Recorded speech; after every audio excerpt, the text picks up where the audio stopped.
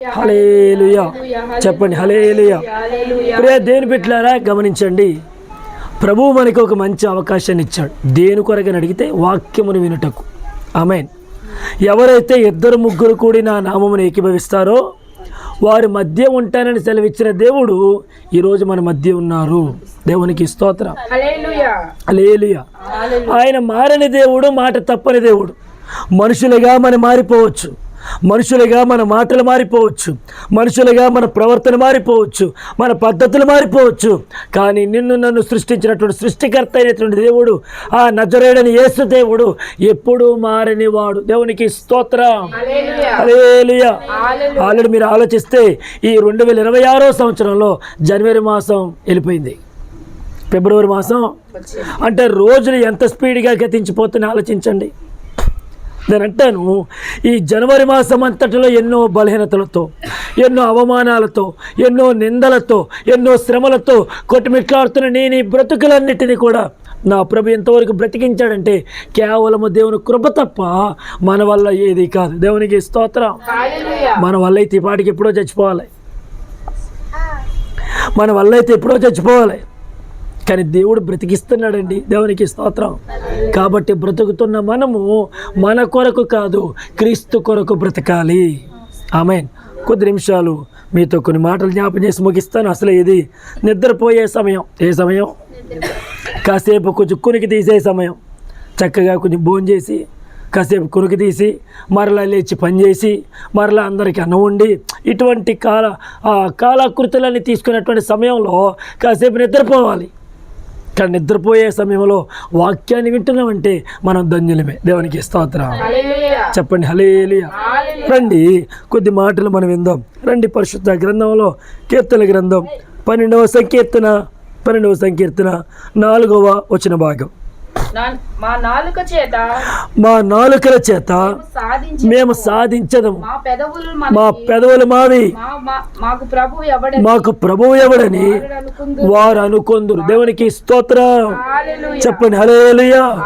ఇక్కడ భక్తులు అంటున్నారు, ఎవరంటే వీళ్ళు ఎవరైతే భక్తి లేనటువంటి వారు ఎవరైతే ఉన్నారో, భక్తి కలిగినటువంటి వారు ఒకలా మాట్లాడతారు, భక్తి లేని వారు మరోలా మాట్లాడతారు. మీ అందరూ బాగా అర్థం కావడానికి, పనున్నవాడు ఆ పని మీద దృష్టి పెట్టి ఎప్పుడు పనికి వెళ్దామా, ఒక రూపాయి సంపాదించుకుందామా, మా కుటుంబాన్ని పోషించుకుందామా అనే ఆలోచనలో ఉంటాడు. పరిపాటు లేనోడు ఎప్పుడు బయటికి వెళ్దామా, ఎప్పుడు మంది వేద్దామా, ఎప్పుడు ఫ్రెండ్స్తో తిరిగిదామా. దేవునికి స్తోత్రం. వాడికి నోరు తిన్నగా ఉండదు, వాడి యొక్క పెదవులు సరిగా ఉండవు, వాడు నాలుక సరిగా ఉండదు. వినండి. దేవునికి స్తోత్రం. చెప్పండి హల్లెలూయా. కానీ ఇక్కడ ఆలోచిస్తే అక్కడ భక్తి లేనటువంటి ప్రజలు మాట్లాడే మాట, మా పెదవులు మావి. ఎవడు మమ్మల్ని మాట్లాడేది, ఎవడు మమ్మల్ని ఎదిరించేది, ఎవడు మాతో పోట్లాడేది, మా ఇష్టం అండి, మేము మాట్లాడతామండి అని భక్తి లేనటువంటి వారు ఈ రీతిగా విరుచుకుపడేటువంటి మాటలు మనం వింటూ ఉన్నాం. వాళ్ళు ఏం చేస్తున్నారో తెలుసా? మా నాలుకల చేత మేము సాధిస్తాం, మా పెదవులు మావి, మాకు ప్రభువు ఎవడని వారు అనుకుందురు. దేవునికి స్తోత్రం. దేవుని దగ్గరికి రండి, దేవుని మాట వినండి. ప్రభు గొప్పవాడు అని ఎవరితోనైనా మనం మాట్లాడుతున్నాం అనుకోండి, పని పాట లేనటువంటి వారందరూ కూడా చెప్పేటువంటి మాట్లాడినట్టు, రే మా నాలుక మాదిరా, మా పెదవుల మాదిరా, మేము ఏదైనా సాధిస్తాం, మేము ఏదైనా అంటాం, మీరు మాత్రం సైలెంట్గా ఉండిపోవాలి. దేవునికి స్తోత్రం. చెప్పండి హల్లెలూయా. గట్టిగా హల్లెలూయా. కొంతమంది ఇళ్లలో భలే ఉంటారు, అత్తగారికి కోడలికే పడదు, కోడలు అత్తగారు మాట్లాడుకోరు, కొడుకు తండ్రి మాట్లాడుకోరు, అమ్మ నాన్న మాట్లాడుకోరు. ఎవరికి వారి ఇష్టం వచ్చినట్టుగా మాట్లాడుకుంటూ, వారి నోటిలో ఉండేటువంటి నాలుకను బట్టి ఇష్టం వచ్చినట్టుగా తిట్టుకుంటూ, మాట్లాడుకుంటూ, కాలక్షేపం చేస్తూ, గొడవలు పడుతూ ఉండిపోతారు. దేవునికి స్తోత్రం. కానీ ప్రభు గురించి మనం పరిచయం చేసినప్పుడు భక్తి గలవారు లోబడతారు, భక్తి లేనివారు మాకెవడరా ప్రభు అంటారు. దేవునికి స్తోత్రం. శబ్దం గట్టిగా హల్లెలూయా. ప్రియ దేవుని బిడ్డలారా, ఒక రోజున ఇశ్రాయేలు ప్రజలందరూ కూడా బానిసత్తులు ఉంటున్నప్పుడు నా దేవుడు మోషేతో మాట్లాడి, అయ్యా నా ప్రజలు నాకు మొరపెట్టారు, వారు ఆ ఐగుప్తులు పెట్టినటువంటి ఆ బాధలన్నిటినీ నేను చూచాను, వారి కన్నిటినీ నేను చూచాను, కాబట్టి నిన్ను వారి యొద్దకు పంపిస్తాను, వారితో మాట్లాడి నా ప్రజలను విడిపించు అని అనగానే మోషే దేవుని ప్రేరేపణ బట్టి, దేవుని మాటను బట్టి ఆయన ఎప్పుడైతే ఆ ఐగుప్తు దేశానికి వెళ్ళాడో అక్కడున్న రాజుతో మాట్లాడుతున్నాడు.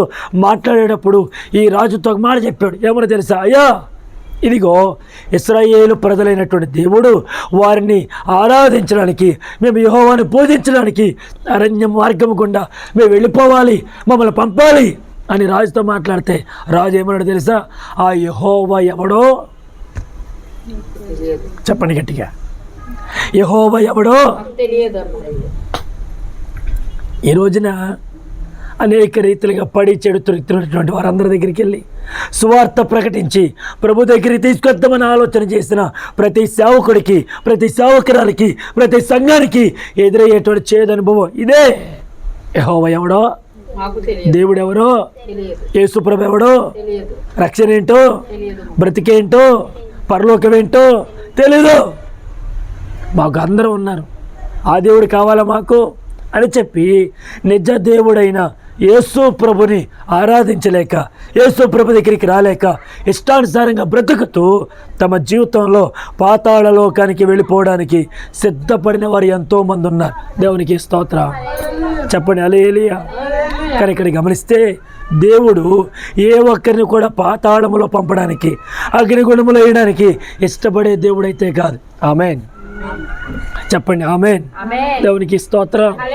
మనుషులందరూ కూడా తన స్వరూప్యములో ఉన్నారు, మనుషులందరూ కూడా తన ఆధీనములో ఉన్నారు, మనుషులందరూ కూడా తనకు ఆకారానికి పోలి ఉన్నారు అని ప్రభు గుర్తెరిగి ఎవరిని కూడా పాతాళములోనికి పంపకూడదు అని నిశ్చయతతో నా ప్రభు ఉన్నాడు. దేవునికి స్తోత్రం చెప్పండి, హల్లెలూయా. కానీ ఈ రోజున ప్రభు దగ్గరికి రాలేక, తమ నోటిలో ఉండేటువంటి నాలుకను అదుపులో పెట్టుకోలేక, పెదవులతో సరిగా మాట్లాడలేక యెహోవా ఎవడు, ఆ ప్రభు ఎవడో మాకు తెలియదు అని అనుకుంటూ ఇష్టానుసారమైన జీవితాన్ని జీవిస్తూ ఉన్నారు చాలామంది. దేవునికి స్తోత్రం. ఇందాక సహోదరి దేవి గారు చెప్పారయ్యా మా అబ్బాయి మారట్లేదు, మా అబ్బాయి మార్పు కొరకు ప్రార్థన చేయండి, చెడు అలవాట్లకు లోబడిపోయాడు, అనేకమైనటువంటి ప్రశ్నతో తిరుగుతున్నాడు, వాడు రావాలి, వాడు మార్పు చెందాలి. వారే కాదు అన్నాతమ్ముల గురించి కూడా చెప్పారు. దేవునికి స్తోత్రం. రెండు చేతుల పైకి చెప్దామా? గట్టిగా హల్లెలూయా. అంటే మీరు ఆలోచించండి, ఇప్పుడు వారందరూ కూడా పాడైపోతున్నారంటే సరైన దారిలో నడవలేకపోతున్నారు, సత్యమైనటువంటి మార్గంలో రాలేకపోతున్నారు, నిజమైన దేవుడు ఎవరో తెలుసుకోలేకపోతూ ఉన్నారు. దేవునికి స్తోత్రం చెప్పండి, హల్లెలూయా. కానీ కింద ఇంకో మాట ఉంది, చదవండి. ఈ మాటలో 12వ సంకీర్తన 5వ వచన భాగం. బట్టి నేను ఇప్పుడే లేచెదను, రక్షణ కోరుకున్న వారికి నేను రక్షణ కలుగజేసేదనని యెహోవా సెలవిచ్చుచున్నాడు. దేవునికి స్తోత్రం. ఎవరైనా బావిలో పడిపోయారండి, యాక్సిడెంట్ అయిందండి, అనేక రీతిలుగా రక్తంతో తడిసి ముద్దయిపోయారు అనుకుందాం. ఇప్పుడు వారికి సహాయం కావాలి.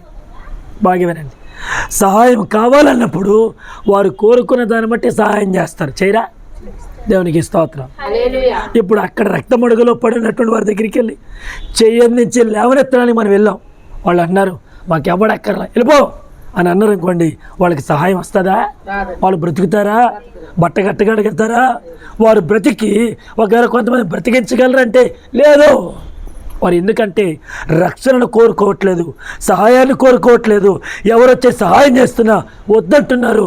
కాబట్టి వారు అలాగే రక్తమడుగులో ఉండిపోయి ఆ నొప్పితోనే బాధపడుతూ అలాగే చచ్చిపోతారు. దేవునికి స్తోత్రం. గట్టిగా హల్లెలూయా. కానీ ఇక్కడ ఆలోచన చేస్తే 5వ వచనంలో బాధపడే వారికి చేయబడిన బలత్కారమును బట్టి, దరిద్రుల నిట్టూర్పులను బట్టి నేను ఇప్పుడే లేస్తా. బాగా వినాలి, ఎవరైతే బాధపడుతున్నారో ఆ బాధ కలగడానికి ఎవరైతే కారణమయ్యారో వారి గురించి నేను ఇప్పుడే లేస్తా. వాళ్ళే కాదు, 2 దరిద్రులు పెట్టేటువంటి నిట్టూర్పులు.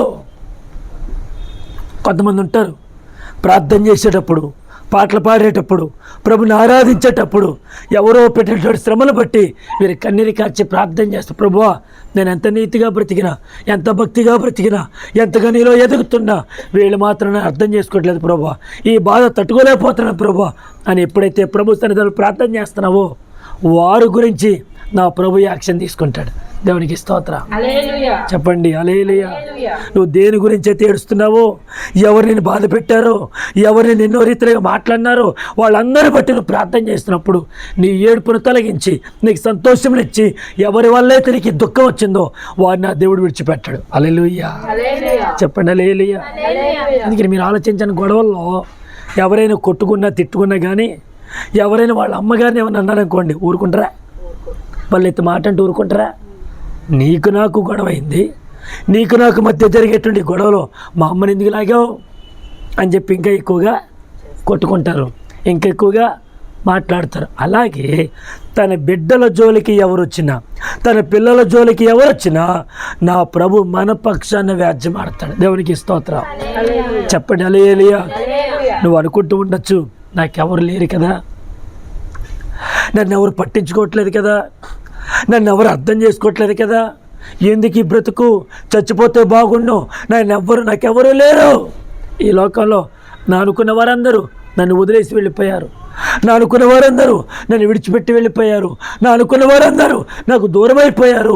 అయిన వారు, రక్త సంబంధికులు, ఇరుగువారు, పొరుగువారు, బంధుమిత్రులు అందరూ వెళ్ళిపోయారు, ఇక నా బ్రతికెందుకులే అని అనుకుంటూ ఉంటే నీ పక్షాన వ్యాజ్యమాడే దేవుడు నీతోనే ఉన్నాడు. దేవునికి స్తోత్రం. చెప్పండి గట్టిగా హల్లెలూయా. ఆయన నీతోనే ఉన్నాడు. నువ్వు ఏడుస్తుంటే నీ దగ్గరికి వచ్చే దేవుడు, నీ కన్నీరు తుడిచే దేవుడు. కొన్నిసార్లు భార్య ఏడుస్తుంటే భర్త పట్టించుకోడు. భర్త ఒకవేళ భారం కలిగి ఒకవేళ ఎంతగానో పనిచేసి ఇంటికి వచ్చినప్పుడు భార్య పట్టించుకోదు. అయినవారు, ఇరుగువారు, రక్త సంబంధికులు, కొడుకులు, కూతుళ్ళు ఎవ్వరు మన దగ్గరికి రారు. వస్తారా? ఎవరు రారు. కానీ మీరు ఆలోచించండి, నీకు ఈ జన్మనిచ్చినటువంటి, జీవమునిచ్చినటువంటి, నిన్ను బ్రతికించినటువంటి తల్లి గర్భములో రూపింపబడకమునిపే నీ గురించి ఎరిగిన దేవుడు నిన్ను పట్టించుకునే దేవుడు. దేవునికి స్తోత్రం. అందుకే ఇంత గట్టిగా చెప్తున్నాను, ఎవరు విడిచినా విడవని దేవుడు, ఎవరు మరిచినా మరవని దేవుడు. ఒకని తల్లి వారిని ఆదరించినట్లు నేను మిమ్మల్ని ఆదరిస్తాను. ఒక స్త్రీ తన కడుపున పుట్టిన బిడ్డను, తన చంటి పిల్లను మరిచినా ఆమెనే మర్చిపోతానేమో కానీ నేను నిన్ను మరువను. దేవునికి స్తోత్రం. చెప్పండి హల్లెలూయా. ఎవరైనా వాళ్ళని ఏమైనా అన్నారనుకోండి, ఆయన వెంటనే లేస్తాడంట. ఆమేన్. చెప్పండి హల్లెలూయా. మన ఎవరైనా అంటే ఆయన కోపం వస్తుందంటండి. కారణం ఏంటి తెలుసా? మనం ఆయన పిల్లలం,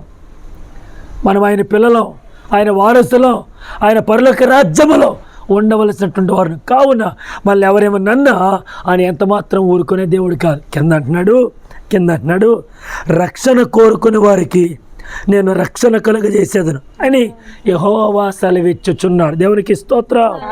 గట్టిగా హల్లెలూయా. ఎవరైతే రక్షణ కోరుకుంటారో వారికి రక్షణ ఇస్తాడు. ఎవరైతే పని చేస్తారో వాళ్ళకి జీతం ఇస్తాడు. ఆమేన్. పని చేసిన వారు జీతం పొందుకోరా? ఎవరైతే కష్టపడతారో, ఎవరైతే కష్టపడి చదువుతారో, ఎవరైతే ఉన్నత స్థాయికి వెళ్ళాలని ఆలోచన కలిగి ఉంటారో అటువంటి వారు ఖచ్చితంగా ఉన్నత స్థాయిలోనే ఉంటారు. కారణం ఏంటంటే వాళ్ళు కష్టపడుతున్నారు, వాళ్ళు పని చేస్తున్నారు, వాళ్ళు రోజు కూడా ఎంతో కొంత శ్రమిస్తున్నారు. శ్రమ లేకుండా, కష్టం లేకుండా, బాధ లేకుండా ఏ ఒక్కరు కూడా ఉన్నత స్థాయికి వెళ్ళలేరు. అది రాదు. ఆమేన్. చెప్పండి హల్లెలూయా. గట్టిగా హల్లెలూయా. మన కాళ్ళు కదపకుండా ఉన్న చోటనే కూర్చున్నాం అనుకోండి, మనం లెగలేము, నడలేము. మనం ఏం చేయాలి? ఆరోగ్యం రావాలంటే నడవాలి, వెళ్ళాలి, పని చేయాలి. దేవునికి స్తోత్రం. అమ్మ గట్టిగా చెప్దాం హల్లెలూయా. ఫ్రిడ్జ్లో ఏ రీతిగా అయితే ఏది పెట్టినా సరే ఒక ఐస్ గడ్డలాగా అలాగ అయిపోయినట్టుగా మనం కూడా ఎక్కడ కదలకుండా ఉన్నాం అనుకో, మన కాళ్ళు, చేతులు, కీళ్ళు, ఆ నరాలన్నీ కూడా అలాగే పెట్టేస్తాయి. కాబట్టి దేవుని పరిచర్యలో నీకు రక్షణ కావాలనుకున్నావా? అయితే రక్షణ కావాలనుకోరికి నా దేవుడు రక్షణ ఇస్తాడు. దేవునికి స్తోత్రం. ఈరోజు ఎంతమంది అయితే రక్షణ కోరుకోవడానికి ఇష్టపడుతున్నారో, రక్షణ కావాలనుకున్న ప్రతి ఒక్కరికి రక్షణ దొరుకుతుంది. దేవునికి స్తోత్రం. హల్లెలూయా. ఒక ఎగ్జాంపుల్ అండి, ఒక ఎగ్జాంపుల్. ఎవరో నిన్ను కొడుతున్న వారి దగ్గర నుంచి నువ్వు తప్పించుకుంటే నువ్వు ఎవరి దగ్గరికి వెళ్ళావు? పోలీసుల దగ్గరికి వెళ్ళావు. అయ్యా నాకు రక్షణ కావాలండి, నాకు రక్షణ కల్పించండి అని పోలీసు వారి దగ్గరికి వెళ్ళావు. ఇప్పుడు పోలీసు వారి దగ్గరికి వెళ్ళిన తర్వాత నిన్ను కొట్టడానికి వచ్చిన వాడు వాళ్ళు చూడగానే కొడతాడా? మాట్లాడట్లేదు. కొడతాడా? కత్తెత్తినవాడు, కర్రెత్తినవాడు, చెయ్యెత్తినవాడు, నేను కొట్టడానికి వచ్చినవాడు ఇప్పుడు పోలీసులను చూడగానే వెంటనే ఆగిపోతాడు.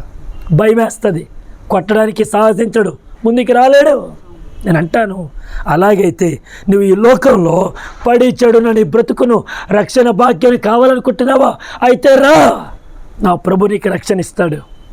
నా యేసు నీకు రక్షణ భాగ్యం ఇస్తాడు. నా ప్రభు నీకు లేవనెత్తుతాడు. ఆయన ఒక్కడే నీకు ఆరోగ్యం ఇవ్వగలడు. నీ రక్షణ భాగ్యాన్ని ఆయన ఒక్కడే ఇవ్వగలడు. దేవునికి స్తోత్రం. చెప్పండి గట్టిగా హల్లెలూయా. కొంతమంది తాగుడికి అలవాటు పడిపోయారు చిన్నపిల్లలు. ఈ తాగుడికి అలవాటు పడిపోయి ఆ పెద్దవాళ్ళు తాగుతున్నారుగా, నేను కూడా ఒక సుక్కెత్త ఏంటి, నేను ఒక సుక్క తాగకూడదా అనని చిన్నపిల్లలు సైతం అలవాటు చేసేసుకుంటున్నారు. ఇప్పుడు వారిని మానిపించాలంటే తల ప్రాణం తాకుకొస్తుంది. దేవునికి స్తోత్రం. అందుకని నాన్నగారు ఎప్పుడో మాట చెప్తారు, మీకు గుర్తుందో లేదో, మొక్క వంగనిది మ్రానైన తర్వాత వంగుతుందా? ఎంత వంగది? చిన్నప్పుడే ప్రభులో ఎదిగించాలి, చిన్నప్పుడే వాక్యం నేర్పించాలి, ప్రార్థన నేర్పించాలి. పెద్ద అయిన తర్వాత వాడు ఎప్పుడు దాని నుండి తొలగిపోడు. సామెతల గ్రంథం 22:6 రాయబడి మాట చదువు ఒకసారి. సామెతల గ్రంథం 22:6. బాలుడు బాలిక నడవలసిన త్రోవను వారికి నేర్పుము, వాడు పెద్దవాడైనప్పుడు దాని నుండి తొలగిపోడు. దేవునికి స్తోత్రం. ఇప్పుడు యేసు ప్రభు దగ్గరికి ఎంతమంది వచ్చినా రక్షణ భాగ్యాన్ని ఆ ప్రభు ఇస్తాడు. దేవునికి స్తోత్రం. చెప్పండి గట్టిగా హల్లెలూయా, హల్లెలూయా. చదువుకోవడానికి వెళ్ళిన వారు అందరూ చదువుతారా? చదువు కావాలన్న వాడు మాత్రమే చదువుతాడు. చదువుకోవడానికి వెళ్ళేవారు కొంతమంది కాలక్షేపం చేస్తారు. వాళ్ళ నాన్న అమ్మగారు ఒకవేళ గవర్నమెంట్ ఉద్యోగస్తులే కావచ్చు, కాలక్షేపం చేస్తారు. కానీ చదువు నేర్చుకోవాలనేటువంటి వాడు చాలా భక్తి శ్రద్ధలతో, భయం భక్తులతో కలిసి ఏమి చెప్పినా అది చేసి, సార్ నాకు ఇది వచ్చింది, సార్ మేడం నాకు ఇది వచ్చిందండి, ఇది డౌట్గా ఉందండి అని అడిగి తెలుసుకుంటాడు. దేవునికి స్తోత్రం. అలాగైతే దేవుని దగ్గరికి వచ్చిన వారందరూ భక్తులు కాదు. ఆమేన్. ప్రభుని నమ్మిన వారందరూ భక్తులు కాదు. రక్షణ ఎవరికైతే కావాలో వారు పొందుకునేటువంటి రక్షణ ఆయన ఉచితంగా ఇస్తాడు. అప్పుడు వారందరూ ఆయన భక్తులు. దేవునికి స్తోత్రం. అప్పుడు మనందరం ఆయన పిల్లలు అవుతాం. కాబట్టి ఎవరు ఏదో అన్నారని కృంగిపోవద్దు. రక్షణ కలిగించేటువంటి దేవుడు నీ పక్షాన్ని ఉన్నాడు. ఆయన అడుగు, ప్రభువా నాకు రక్షణ భాగ్యం ఇవ్వండి, నా జీవితాన్ని రక్షించండి, నీ సేవలో ఎదుగుతాను ప్రభువా, నీ పరిచయలో ఉంటాను అని అడిగి ఒక అడుగు ముందుకేద్దాం. ప్రభు నామని కనపరచుదాం. రక్షణ భాగ్యాన్ని పొందుకొని ప్రభు రాకడలో ఎత్తబడే గుంపులో ఉందో అట్టి కృప, అట్టి ఆశీర్వాదం ప్రభు మనందరికీ అనుగ్రహించును గాక. ప్రభు ఈ మాటలు మన వినికిడిలో ఫలింపచేయును గాక. ఆమె అందరూ మోకరించండి.